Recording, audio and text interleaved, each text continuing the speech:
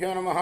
శ్రీ మహాగణాధిపతయే నమః. శ్రీ సరస్వత్యర్మ భక్తులారా, వ్యాసప్రోక్త మహాభారత ఇతిహాసం యథాతథంగా చెప్పుకున్నాం. ఇందులో భాగంగా నిన్నటి వరకు మనం ఆది సభ, అరణ్య, విరాట, ఉద్యోగ, భీష్మ, ద్రోణ, కర్ణ, శల్య, సౌప్తిక,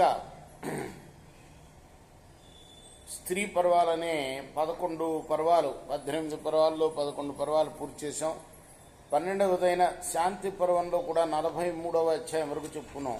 ఈ రోజున 44వ అధ్యాయం చెప్పుకునే ముందు వ్యాస భగవాను ప్రార్థన చేసుకుందాం.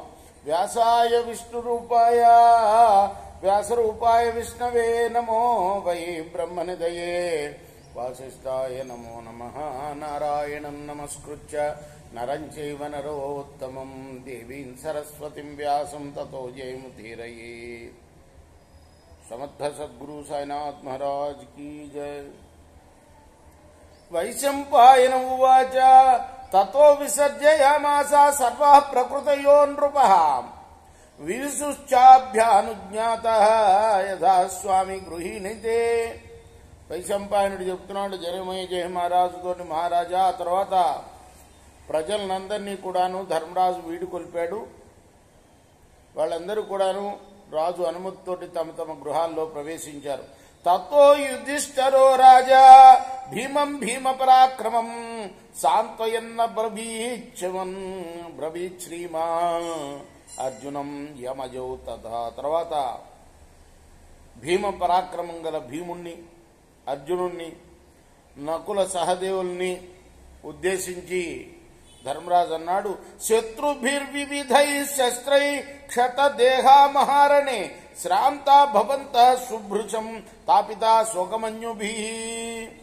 మీరంతా మహాయుద్ధంలో శత్రువుల యొక్క వివిధమైన శస్త్రాలతో బాగా గాయపడి ఉన్నారు, చాలా అలసిపోయి ఉన్నారు, దుఃఖంతో కోపంతో తపిస్తున్నారు. అరణ్యే దుఃఖ వసతి మత్కృతే భరతర్షభ భవద్భిర్ అనుభూతా హి యథా కుపురుషైస్తథా. భరత వంశోత్తములు మీరందరూ కూడాను, అటువంటి మీరు నా కోసం అశక్తులై ఒక కుపురుషైస్తథా, కుపురుషులులాగా నీచుల్లాగా అడవుల్లో ఉండాల్సి వచ్చింది. అడవుల్లో చాలా కష్టాలు పడాల్సి వచ్చింది. యథా సుఖం యథా జోషం అంటే మామూలుగా అడవులకి ఎవరు పంపిస్తారు అంటే ఊరిలో రాజ్యంలో నుంచి నిషేధింపబడే వాళ్ళని బయటికి పంపిస్తారు. అలా అటువంటి వాళ్ళు అంటే నీచ పురుషుల్నే పంపిస్తారు రాజు. కానీ మీరు మంచి వాళ్ళైనప్పటికీ మీరు నీచ పురుషుల్లాగా అలా అడవుల్లో ఉండాల్సి వచ్చింది. యథా సుఖం యథా జోషం జయోయమనుభూయతాం విశ్రాంత లబ్ధ విజ్ఞానాన్ స్వః సమేతాస్మి పునంగా. సుఖంగా సంతృప్తిగా ఇప్పుడు ఈ మన విజయాన్ని హాయిగా అనుభవించండి. మీరు విశ్రాంతి పొంది మేల్కొన్న మిమ్మల్ని మళ్ళీ రేపు కలుసుకుంటాను. ఈ రోజుకి విశ్రాంతి తీసుకోండి. తతో దుర్యోధన గృహం ప్రాసాదైరుపశోభితాం బహురత్న సమాకీర్ణం దాసీదాస సమాకులం ధృతరాష్ట్రాభ్యనుజ్ఞాత భ్రాత్రా దత్తం వృకోదర ప్రతిపేదే మహాబాహు మందిరం మఘవానివా. తర్వాత పెద్ద పెద్ద భవనాలతో శోభిల్లుతూ ఎన్నో రత్నాలతో దాసీ జనాలతో నిండిన దుర్యోధనుడి యొక్క గృహం ధృతరాష్ట్రుడి యొక్క అనుమతితో ధర్మరాజు భీముడికి ఇచ్చాడు. దేవేంద్రుల్లాగా వైభవంతో భీముడు ఆ మందిరంలో ప్రవేశించాడు. యథా దుర్యోధన గృహం తదా దుశ్శాసనస్యతు ప్రాసాదమాలా సంయుక్తం హేమతోరణ భూషితం దాసీదాస సుసంపూర్ణం ప్రభూత ధనధాన్యవత్ ప్రతిపేదే మహాబాహు అర్జునో రాజశాసనాత్. అలానే దుర్యోధను గృహం లాంటిదే దుశ్శాసనుడు గృహం కూడా. మరి దాన్ని అర్జునుడికి కేటాయించారు. ఆ దుర్మర్శనస్య భవనం దుశ్శాసన గృహాద్వరం కుబేర భవన ప్రఖ్యం మణిహేమ విభూషితం. ఇక దుర్మర్షణుడి భవనం దుశ్శాసన భవనం కన్నా కూడా గొప్పది. అది కుబేరుడి భవనంలాగా ఉంటుంది. బంగారంతో మణులతో అలంకరింపబడు.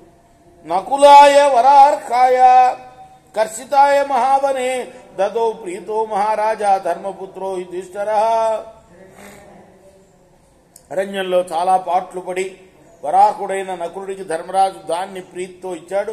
దుర్ముఖస్య చ వేస్మ్యాగ్రం శ్రీమత్ కనకభూషణం పూర్ణ పద్మదలాక్షీణాం స్త్రీణాం శయన సంకులం ప్రదదౌ సహ దేవాయ సంతతం ప్రియకారణే ముముదే తక్షలబ్ధాసో కైలాసం ధనదో యథా.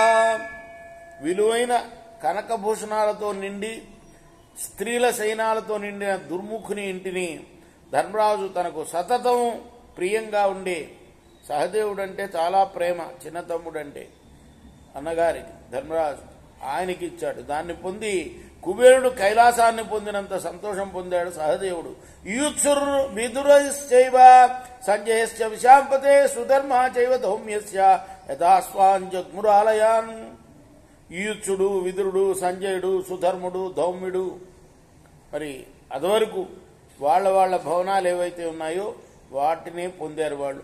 సహ సాత్యకినా శౌరి అర్జునస్య నివేశనం వివేశ పురుష వ్యాఘ్రో గిరి గుహామివ.